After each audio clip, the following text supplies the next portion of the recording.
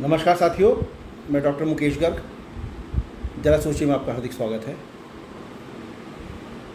साथियों, आम आदमी पार्टी ने दिल्ली में लगभग 11 साल शासन किया और दिल्ली के संसाधनों का दोहन करने में कोई कसर आम आदमी पार्टी ने नहीं छोड़ी।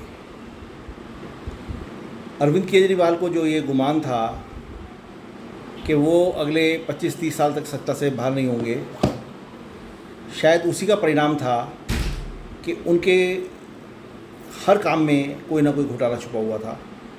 और जिस तरीके से सरकारी धन का उन्होंने दुरुपयोग किया, जनता का बेवकूफ़ बनाया और जिस तरीके से उन्होंने भ्रष्टाचार किया, उनके मंत्रियों ने भ्रष्टाचार किया।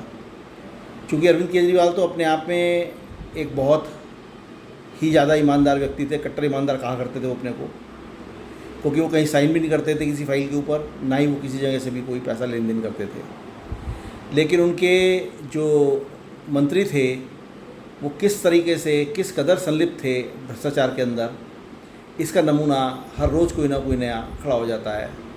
और उसके जितने आम आदमी पार्टी के जितने मंत्री अब तक करप्शन के चार्जेस में जो है जेल जा चुके हैं या करप्शन चार्जेस चलते हुए उन पर केस चल रहे हैं, इतना शायद किसी भी अन्य पार्टी के पास नहीं है।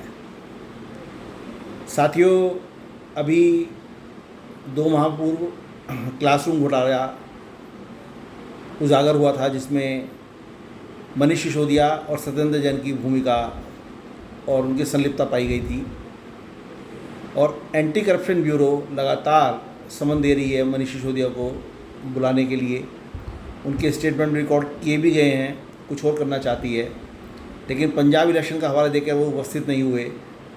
अब शायद आ जाएंगे और पता नहीं किस दिन उस घोटाले के अंदर वो गिरफ्तार हो जाएंगे।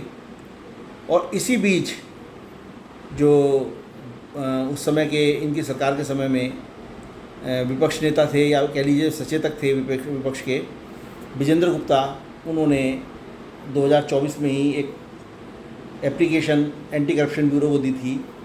और दिल्ली के स्वास्थ्य विभाग द्वारा दिल्ली के अस्पतालों में बनाए जा रहे एडिशनल कमरे, नए जो है हॉस्पिटल्स इत्यादि के बारे में हुए एक बड़े भ्रष्टाचार के लिए शिकायत की थी, जिसको तब तो उस समय तो दबा दिया गया था।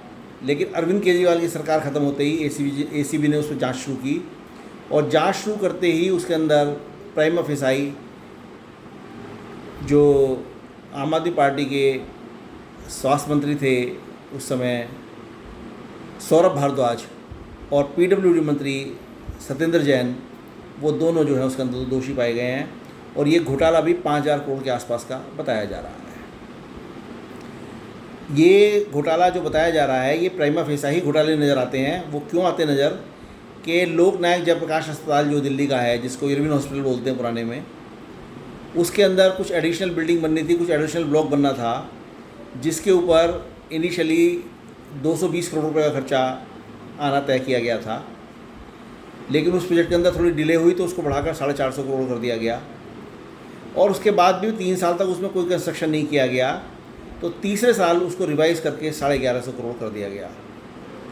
ऐसी कौन सी देश के अंदर आग लग गई, महंगाई हो गई, जो 220 करोड़ से चलकर कोई ठेका 1150 करोड़ तक पहुंच गया और उसके बाद भी काम ना निपटे? ये तो बानगी है। अब आप देखिए कि इन्होंने पॉली क्लिनिक बनाने के नाम पर, 94 पॉली क्लिनिक बनाने के नाम पर लगभग 1000 करोड़ रुपए का घोटाला उसके अंदर सामने आया है, क्योंकि सिर्फ 12 पॉली क्लिनिक बनाए गए और बाकी के सब पैसे निकाल लिए गए। ये सब चीज़ें क्या शो करती हैं? ये सब चीज़ें शो करती हैं कि अरविंद केजरीवाल ने देश को अपना ना मानते हुए, सिर्फ़ और सिर्फ सोने की अंडी देने वाला मुर्गी मानते हुए कार्य किया। और उसके विधायकों ने जिस तरीके से भ्रष्टाचार किया है, सरकारी धन का दुरुपयोग किया है, ये सज़ा काबिल है, किसी भी माफ़ी के काबिल नहीं है। सरकार को, वर्तमान सरकार को, मोदी सरकार को सेंट्रल की और रेखा गुप्ता सरकार को दिल्ली की, इन पर पूरा संज्ञान लेना चाहिए। और हमारी जो कोर्ट्स हैं, अदालतें हैं, जिनमें ये केस दायर होंगे, जाएंगे, उसमें ट्रायल पर ही इनको ध्यान देना चाहिए अदालतों को। और ऐसे भ्रष्टाचारी लोगों को किसी भी आरोप से मुक्त नहीं करना चाहिए। जरा सोचिए। साथियों, मेरे विचार यदि आपको उचित लगे तो कृपया मेरे चैनल को लाइक कीजिए, शेयर कीजिए और सब्सक्राइब कीजिए। धन्यवाद।